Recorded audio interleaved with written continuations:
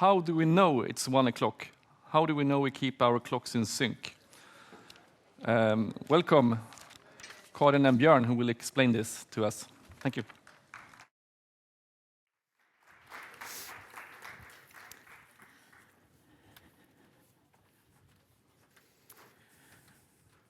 Hi, everybody.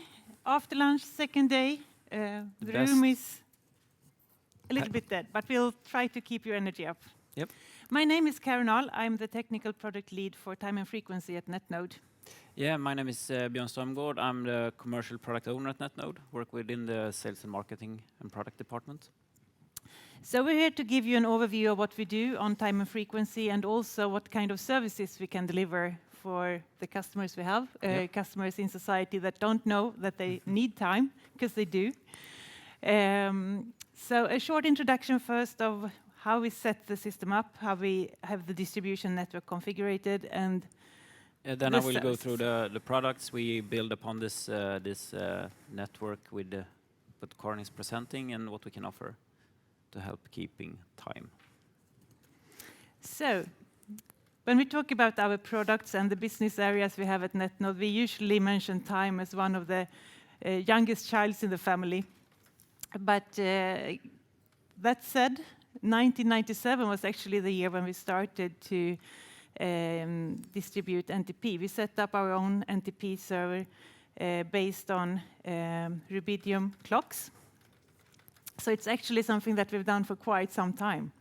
And we learned a lot through the years.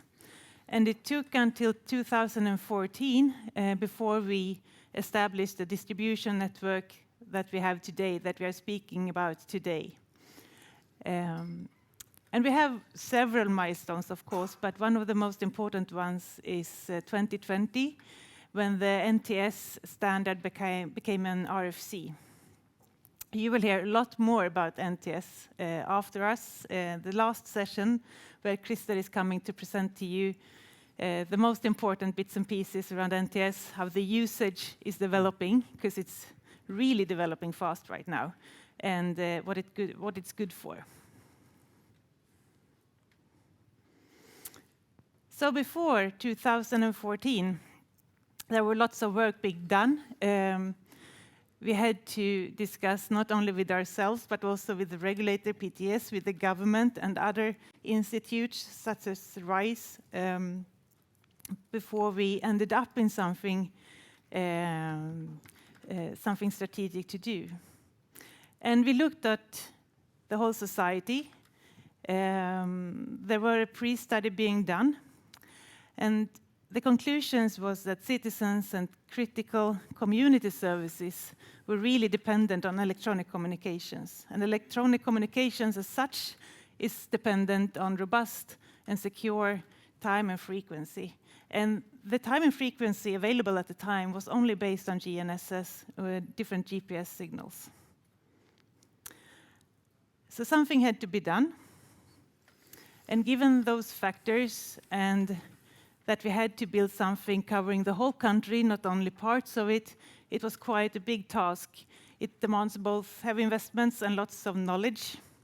And the result was that it was really difficult and impossible, really, to find a market player that was interested in stepping in full time.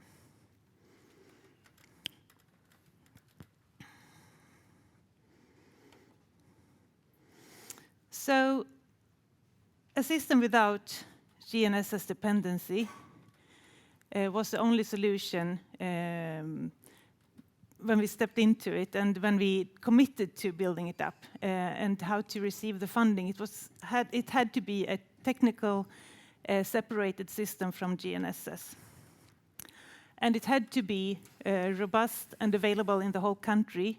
And the services towards operators and other actors has to be price-worthy. There can't be a barrier in terms of costs and investments for operators or other customers, depending on it.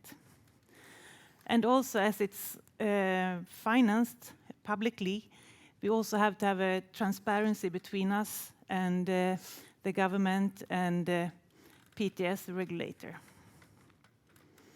You can see on the map here, you have the different nodes. It's spread over the country, Luleå in the north, Malmö in the south, 2 in Stockholm.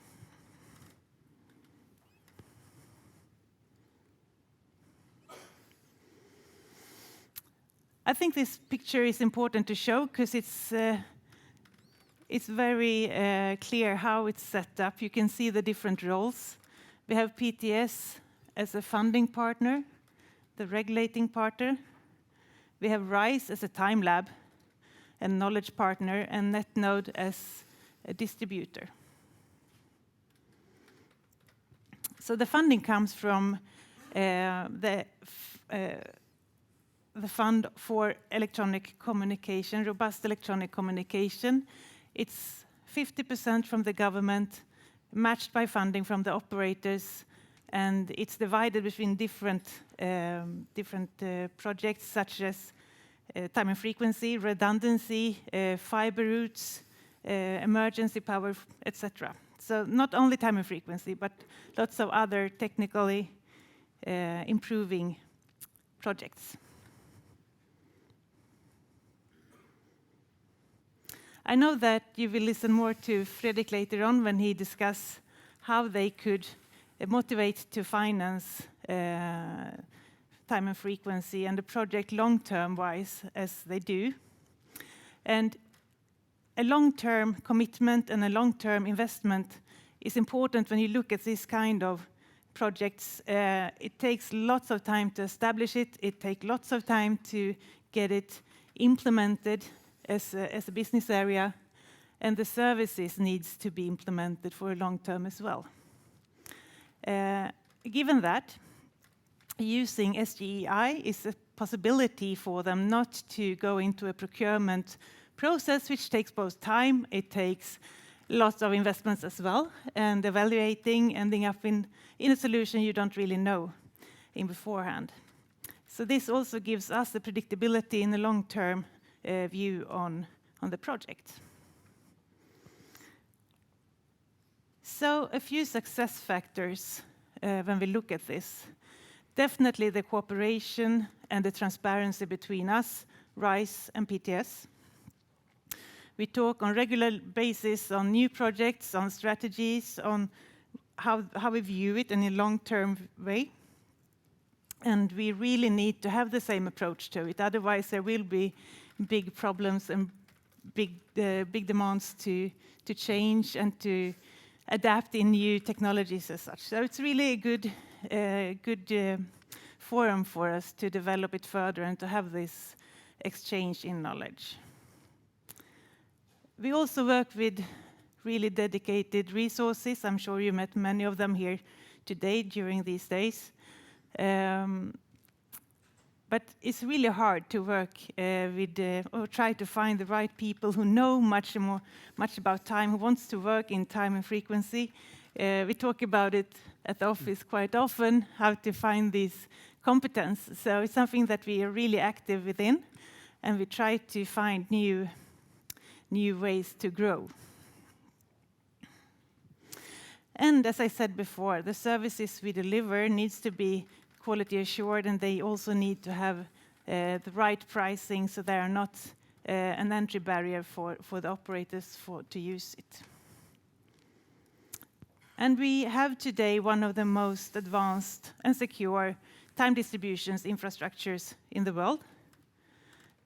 We get proof of that when we are out at conferences, not only like this, but also internationally, and discuss it more in technical terms, how it's set up, what we can do, how the holdover looks like, redundancy, etc. So it's quite a fascinating project.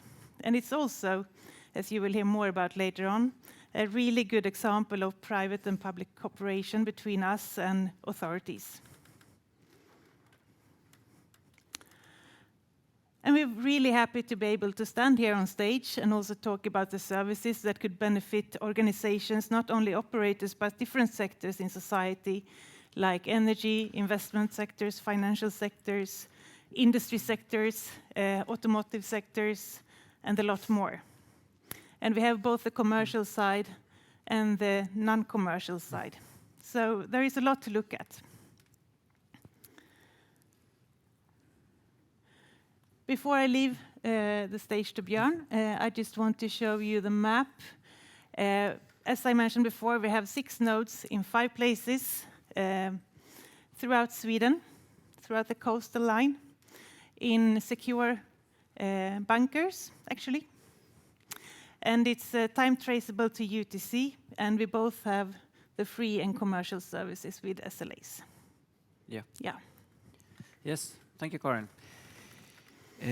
Moving into the commercial side, as Karin mentioned in the beginning of the presentations, we are offering the NTP service and the NTS service for free. NTS then for enhanced security, and our service can be found distributed all over Sweden, as you saw on the map there as well. You can also connect to our Ncast address at ntp.netnod.se.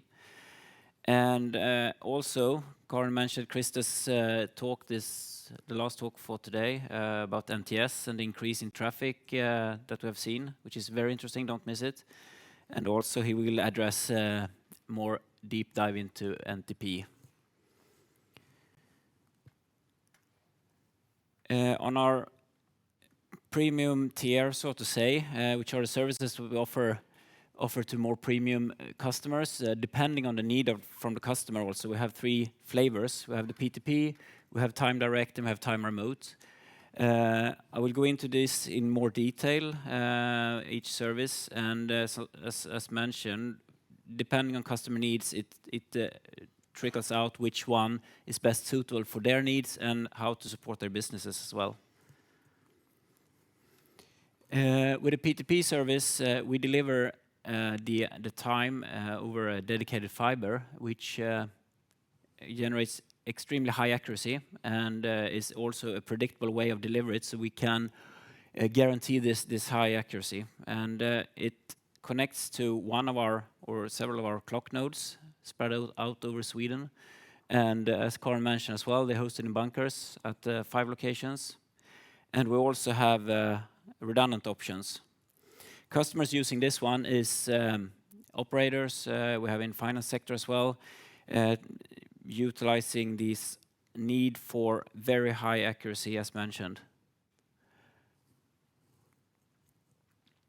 We also have the time direct service, which is delivered over our IX switches in our IX sites. There the customer, located in the same data center as a Netnod IX site, can connect directly to a dedicated port in the switch or over a separate VLAN, or if you're already buying a IX service from us, which guarantees immediate provisioning and a very easy integration and setup. And then you can spread the time within your own infrastructure as your own design or your own wish.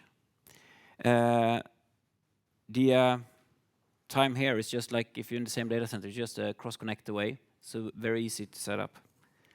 Also, various customer cases utilizing this service from finance and others. So if you're in the same data center, you are very close to correct time. The Netnod Time remote service, that is a fully managed service as well, where we deliver a hardware CPE for more remote locations. When you're not present near a clock node, you can then get the time delivered to this hardware, to the CPE, over a VPN connection with a quality of assured setup, of course. And with this, you can then distribute it to your own customer equipment and also discipline your own clock. This is, of course, independent of the GNSS or GPS as we use in Sweden. So even if we have an outage on the connection to the CPE, we can guarantee you a holdover, so we'll keep the time within 1 millisecond until this failure or other outage is fixed, so to say. So the customer clock will always have a reliable source to discipline their own clock and have the right time distributed within their network.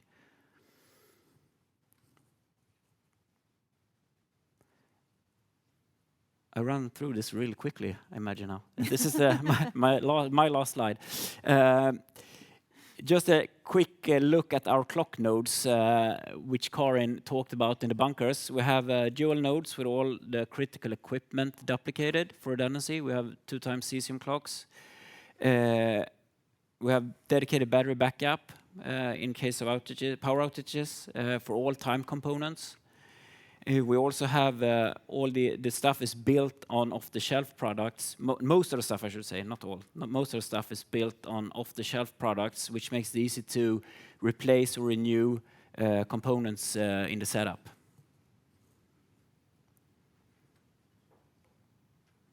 Conclusions. Conclusions, before we leave the floor to questions.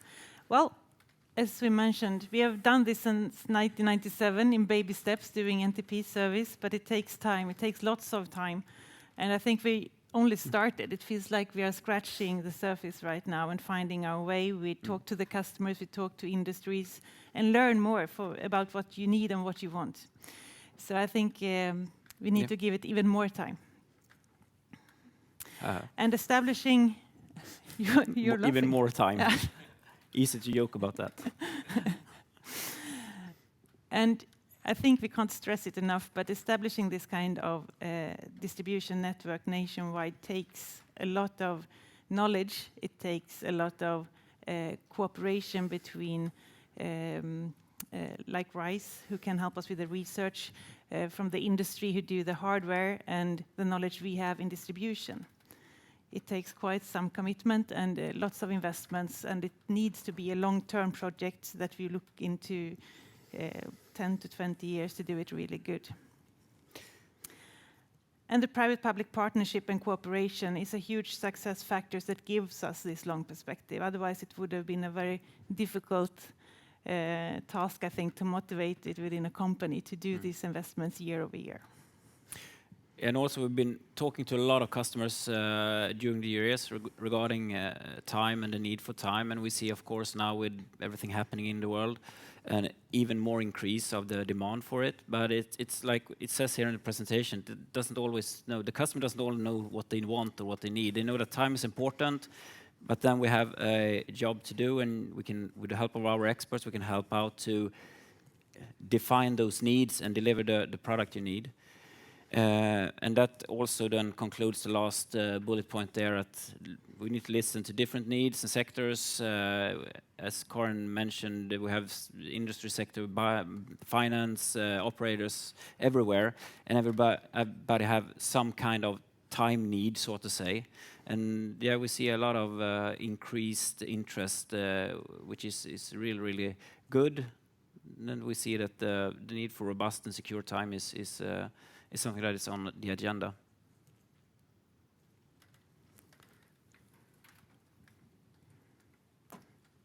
That's it. Oh, I forgot to mention one thing, actually. The remote service is actually demonstrated outside. You've seen the clock there and the hardware. So feel free to have a talk, take a look at it, feel on it, and talk to our experts there. Thank you. Any questions to Karin? Oh, thank you. Any questions to Karin and Björn? Yeah, we have a question from someone in the audience who wants to know, these are all services in Sweden. Are you doing anything outside of Sweden as well? No, this system is based in Sweden. It's funded by the Swedish government. It needs to be operated and monitored in Sweden. We have discussions with both Norway and Denmark, as they are also looking into setting up their own systems. But as for now, we are only here.